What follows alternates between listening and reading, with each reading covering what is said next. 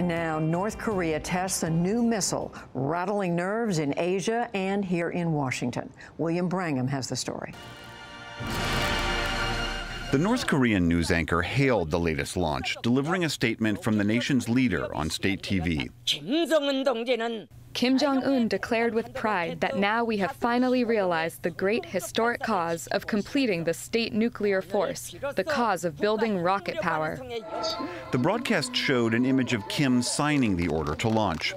The new missile, dubbed the Hwasong-15, flew farther than any North Korean rocket had before.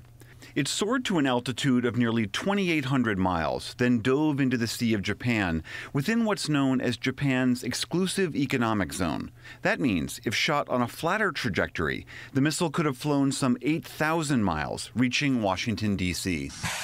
It remains unclear if the North Koreans have figured out how to either fit a nuclear warhead onto the missile or created one that could survive re-entry into Earth's atmosphere. But on the streets of the capital, Pyongyang, North Koreans played their dutiful part, cheering the announcement. The missile launch has brought us another victory.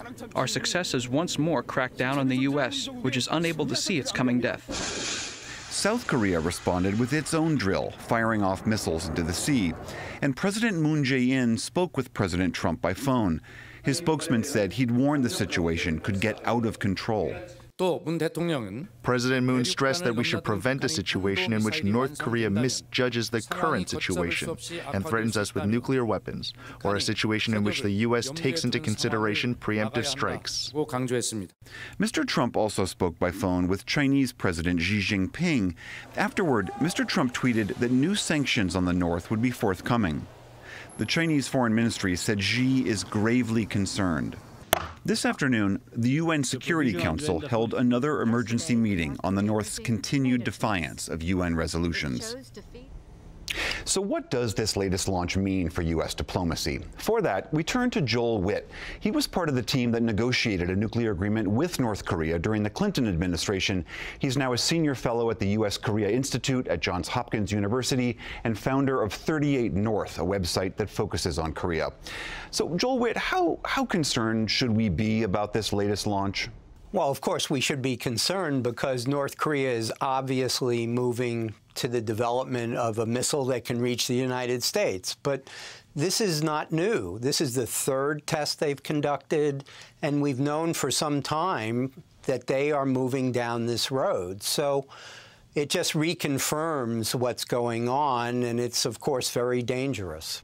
The North Koreans argue that they are now a fully formed nuclear power. Is that true? And if so, what does that do to our diplomacy?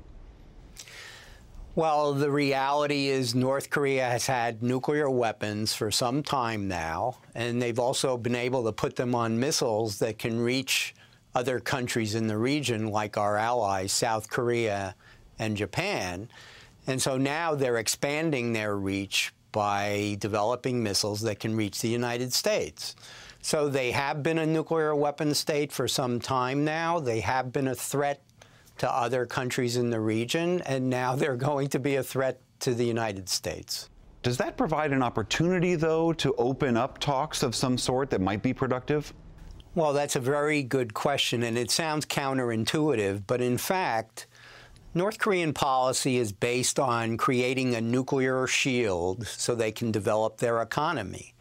So if the North Koreans now feel that they have developed enough of a nuclear shield, they may want to pivot to better relations with the outside world in order to somehow develop their economy. And that gives us leverage over them to try to get them to move towards stopping their programs, reducing them, and in the very long term, getting rid of their nuclear programs in return for gradually building economic and other ties with them. So it's quite possible they've reached the pivot point now, although we'll never know unless we really sit down and discuss this. If you were talking to the president and his national security team, what would you counsel them to do today? What I would say to them is that, sure, we should be imposing more sanctions on North Korea because of their bad behavior, and sure, we need to prepare for the possibility that there will be some military confrontation. But at the same time, we need to seriously explore the possibility of a peaceful way out of this confrontation, and that means a serious dialogue with North Korea face to face. We need to sit down with them and discuss issues of mutual concern. And of course, one of those will be North Korea's nuclear weapons program. How likely do you think those talks are? Well, right now, usually when I talk to people, I lay out 3 scenarios. One is that there'll be a military conflict on the peninsula, whether because of miscalculation or deliberate. Second is that the United States will back down, that President Trump and the administration will have to back down from their threats.